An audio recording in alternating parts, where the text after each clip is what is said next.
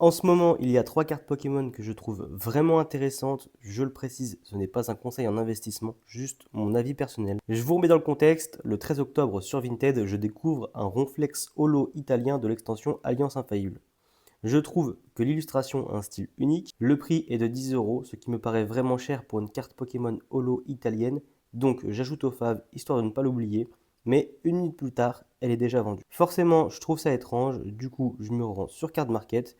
La version française à ce moment-là est moins chère que les versions italienne, espagnole et allemande, ce qui est assez rare. Quelques jours après, je retourne sur Card Market, plus aucun Ronflex disponible à part un seul à 125 euros. Aujourd'hui, il y en a 3 de dispo, dont un reverse à 20 euros. Là, je me dis qu'il y a peut-être quelque chose à creuser. L'illustration est signée Kanaï, une artiste japonaise. En cherchant un peu, je découvre que Kanaï est une illustratrice japonaise célèbre pour son style kawaii et ses personnages Pisuke et Usagi, popularisés grâce à ses stickers Line et ses nombreuses collaborations dont Pokémon ou Uniqlo. En tout, elle n'a illustré que 4 cartes Pokémon et c'est là que ça devient intéressant pour vous.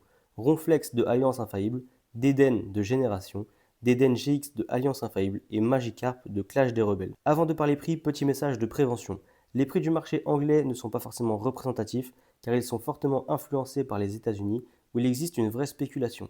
Le marché anglais est mondial, contrairement au marché français qui reste plus restreint. Le marché japonais fonctionne différemment lui aussi, avec ses propres dynamiques de prix, il ne faut pas forcément s'y fier. Deden GX Alternative de Alliance Infaillible. En français, on peut la retrouver entre 9 et 12 euros, en anglais entre 20 et 40 euros. En PSA 10, les dernières ventes vont de 200 à 270 euros. En japonais, entre 25 et 40 euros en loose et 100 à 180 euros en PSA 10. Pour le Magikarp 39 de Clash des Rebelles, en Europe, elle est encore très accessible, entre 2 centimes et 15 centimes. Aux US, les ventes sont un peu plus hautes, entre 1 euro et 5 euros. En PSA 10, très peu de ventes, mais certaines entre 40 et 100 euros. En japonais, entre 3 à 5 euros en loose et de 35 à 65 euros en PSA 10, mais très peu de ventes. Ronflex Holo 158 de Alliance Infaillible, je parle uniquement de la version Holo, la version River c'est un peu moins cher. En France, on la retrouve aux alentours des 25 à 30 euros, en anglais aux alentours des 50 dollars en loose et entre 700 et 1000 euros en PSA 10, ce qui est énorme pour une simple Holo. En japonais, on la retrouve en loose entre 15 et 30 euros et en PSA 10 entre 200 à 250 euros. DDN RC10 de génération. En français, on la retrouve entre 1 euro et 3 euros. En anglais, elle est entre 5 et 15 euros en loose.